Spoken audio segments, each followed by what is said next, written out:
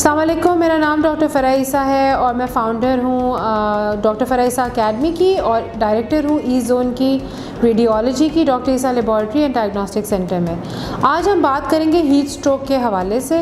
Heat stroke एक बहुत बड़ी प्रॉब्लम है जिसमें पिछले साल बहुत लोग जान बहक हुए थे रमज़ान के महीनों में पानी ना पीने की वजह से, और बहुत तेज़ गर्मी हीट वेव आई हुई थी जिसकी वजह से जो है वो बहुत से लोगों की डेथ हुई थी। तो इसके बारे में हम डिस्कस करेंगे कि हीट स्ट्रोक है क्या, इसकी प्रिवेंशन क्या है, ये किस किस वजह से होता है और कैसे पता होता है कि किसी को हीट स्ट्रोक हुआ है कि नहीं हुआ है। हीट स्ट्रोक में बॉडी का जो टेम्परेचर है, नॉर्मल टेम्परेचर 97 डिग्रीज़ है जैसे, तो ये 104 डिग्री तक चला जाता है और 40 डिग्री सेंटीग्रेड तक। तो इसमें क्या होता है कि बॉडी के जो अज़ाए हैं, ब्रेन है, लिवर है, किडनीज़ है, तो वो डैमेज हो जाती हैं क्योंकि बॉडी बहुत हॉट हो जाती है।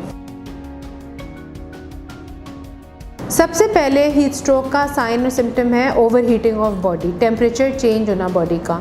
टेम्परेचर लिया जब जाता है तो 104-40 डिग्री सेंटीग्रेड तक टेम्परेचर पहुंच जाता है हीट स्ट्रोक में। दूसरा ये कि बॉडी की स्वेटिंग का पैटर्न जो है वो चेंज हो जाता है, यानी कि आप बाहर खेल रहे हैं या बाहर आप मौजूद हैं लेकिन आपको पसीना नहीं आ रहा। तीसरी चीज़ ये कि आपकी सांस का तेज़ होना या आपकी दिल की धड़कन का तेज़ होना। चौथी चीज़ हीट स्ट्रोक में ये है कि आपकी जो कॉन्शियसनेस है या आपकी जो इरिटेबिलिटी आपको फ़ील हो रही है या आपका माइंड कंफ्यूज हो रहा है, इतना ज़्यादा हो जाता है कि आप बेहोश भी हो सकते हैं या आपका कोई प्यारा बेहोश भी हो सकता है। और सबसे आखिरी चीज़ नोज़िया और वॉमिटिंग। नोज़िया और वॉमिटिंग गर्मियों के महीनों में वैसे भी खाना सड़ने की वजह से लोग समझते हैं किस वजह से हो रहा है, लेकिन अगर आपका काम बाहर का है तो आप इस बात का ख्याल रखें, या कोई बच्चा बाहर खेल कर आया हो और बाद में फिर उसने बोला हो कि मुझे नोज़िया वॉमिटिंग हो रही है, या आपने देखा कि बच्चे को हो रही है, तो आपके दिमाग में फ़ौरन आना चाहिए कि आया इसको हीट स्ट्रोक तो नहीं हो गया है। एक ज़रूरी साइन सिम्टम जो हीट स्ट्रोक से होता है वो है हेडेक। बहुत सारे लोग जो हैं वो कहते हैं गर्मी में हेडेक का कंप्लेन करते हैं, तो उनको फ़ौरन ख्याल आना चाहिए कि हो सकता है उनको हीट स्ट्रोक हो रहा हो। सबसे इम्पॉर्टेंट तो ये है कि आप लूज़ फिटिंग क्लोथ्स पहने, यानी कि ढीले ढाले हल्के रंगों के कपड़े गर्मियों में पहने और बच्चों को भी पहनवाएं। दूसरा ये कि पानी की मिक़दार ज़्यादा रखें। 8 से 10 गिलास तो वैसे उमूमन कहा जाता है कि हर इंसान को हर महीने में, चाहे वो गर्मी हो सर्दी हो, यूज़ करे, लेकिन गर्मियों में और स्पेशली उन लोगों को जो स्पोर्ट्स खेलते हैं या जो बच्चे बाहर रहते हैं या बाहर काम करते हैं ऑन साइट, तो उनको पानी की मिक़दार मज़ीद बढ़ानी चाहिए।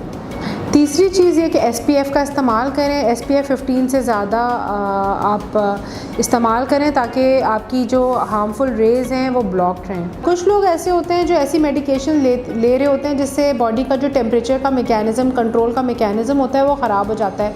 तो आपको पता होना चाहिए कि आपकी मेडिसिन, आप कौन सी मेडिसिन ले रहे हैं और कौन सी मेडिसिन से ये इशू आ सकता है। स्पेशली वो लोग जो ब्लड प्रेशर की मेडिसिन ले रहे होते हैं उनको केयरफुल होना चाहिए, और जो लोग डिप्रेशन की दवाइयों पे होते हैं उनको भी केयरफुल होना चाहिए। अच्छा, एक और इम्पॉर्टेंट बात जो मैं बताना चाह रही हूँ आज की वीडियो से, कि अक्सर ऐसे होता है कि हम कहीं बाहर जाते हैं और बच्चों को या ज़ईफ़ों को, किसी को हम गाड़ी में छोड़ देते हैं गर्मी के महीने में, जैसे कि हम डबल रोटी लेकर आते हैं फॉर एग्ज़ाम्पल। गर्मियों के महीने में जो गाड़ी का टेम्परेचर होता है वो 10 डिग्री बाहर से ज़्यादा होता है, तो इस टाइम में हीट स्ट्रोक के चांसेस बहुत ज़्यादा होते हैं। तो लोगों को गर्म गाड़ी में बाहर ना छोड़ें, अपने साथ बेशक अंदर लेके जाएं। स्पेशली अगर आपकी गाड़ी में AC नहीं है और गाड़ी आपने पार्क करके छोड़ दी है और खिड़की बंद है, तो वो तो बहुत ही ख़तरनाक है, लेकिन गाड़ी में किसी बच्चे को, किसी शख्स को ना छोड़ें। तो अगर आपके सामने आपको ऐसा लगे कि आपके बच्चे को हीट स्ट्रोक हो रहा है, नोज़िया, वॉमिटिंग, इरिटेबिलिटी हो रही है और अजीब सी वो बातें कर रहा है, या कोई ज़ईफ़ ऐसा है या कोई यंग इंसान जो आपको पता है कि ऑन साइट काम करता है, धूप में ज़्यादातर रहता है, तो किस तरह से आप उसको सॉल्व करेंगे उस मसले को डॉक्टर के पास जाने से पहले? तो सबसे पहले तो ये कि उसको शेड में लेकर आएँ, AC में लेकर आएँ, उसको कूल डाउन करें। एक्स्ट्रा क्लोथ्स अगर उसने पहने हुए हैं या अगर कोई मोटा कपड़ा पहना हुआ है तो ढीले ढाले कपड़े या कम कपड़े उनके उसके कम करें। ठंडे पानी से ना उसकी बॉडी कूल डाउन करें।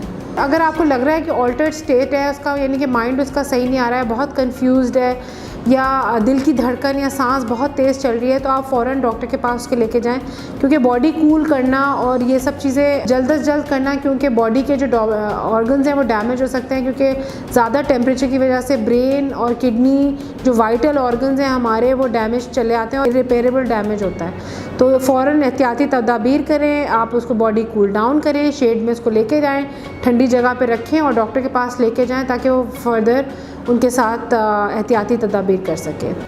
और इन्फॉर्मेशन के लिए या और वीडियोस देखने के लिए हमें लाइक कीजिए, हमारा पेज लाइक कीजिए, और वीडियोस उस पर मौजूद हैं हमारे फेसबुक पेज पे, वो मुलाहिज़ा कीजिए।